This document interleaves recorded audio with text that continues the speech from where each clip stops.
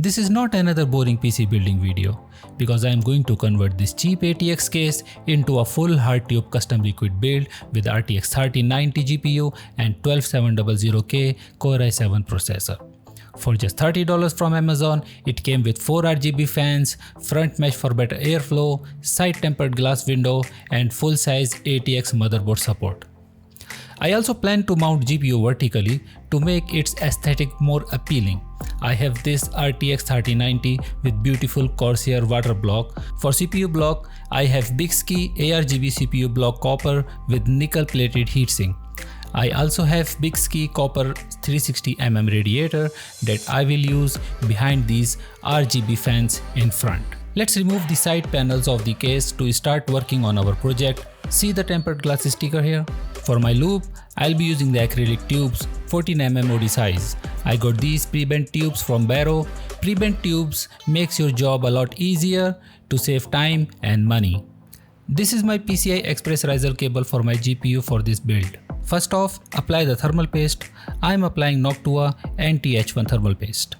Align the CPU block and fix it. After that, install this motherboard into the empty case. Now it's time to do some DIY. You can see here I made some cutouts using hacksaw plate. It was a lot more difficult than I thought. Let's see if it fits in. I managed to give it a little support here, but I need to fix it firmly to prevent moving and falling from this slot. I got the idea, I'll be back. So, I used the GPU IO shield to screw through the case with nuts and bolts, and it feels really strong and firm to withhold the forces a GPU can experience. It's time to bend some tubes. I used hot air gun at the temperature of 300 degrees centigrade. You need to be patient while bending the tubes, as any hurry will result in kink in the tube, which looks really bad, and you know it's all about looks. So always take your time for bending the tubes. Keep it at optimum distance from the heat gun, as if you get too close to the gun, the excess heat will produce the bubbles in the tube, and you definitely don't want that also. Remember, precise measurement is the key element for the hard tube build. Because I am using acrylic tubes, I had to cut them using hacksaw. It's been a long day and I need a break. And I think I'll show you some progress now.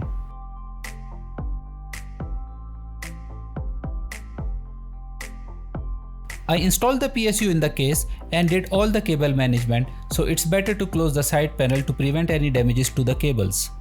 After rinsing all of my components with distilled water, here is the time left for you to enjoy while I assemble back the loop completely.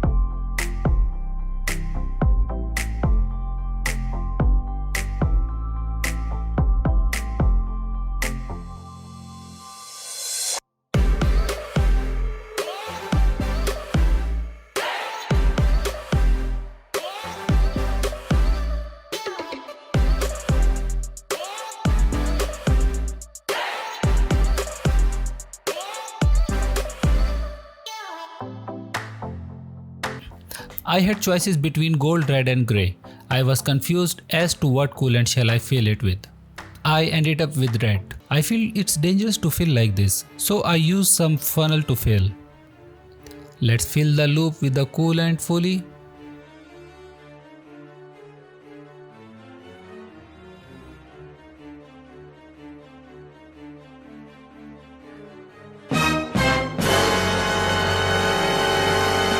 Oh, there is a minor leak.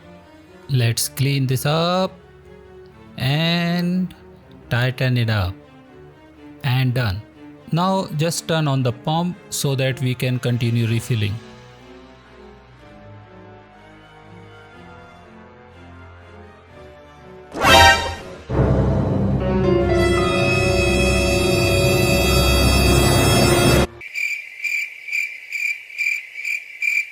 Oh, I totally forgot to close the third hole from the flow indicator by stopper.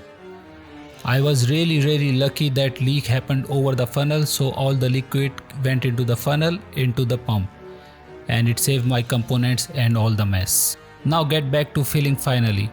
After filling it up, close the reservoir lid carefully not to spill any more liquid today. Look at this compact size full custom liquid build. I must tell you, it's not an easy job and it took me 2 days and several failures to finally accomplish what I wanted. I hope you enjoyed this video, so don't forget to like, subscribe and share it with your friends to support my channel. And I'll see you in the next video.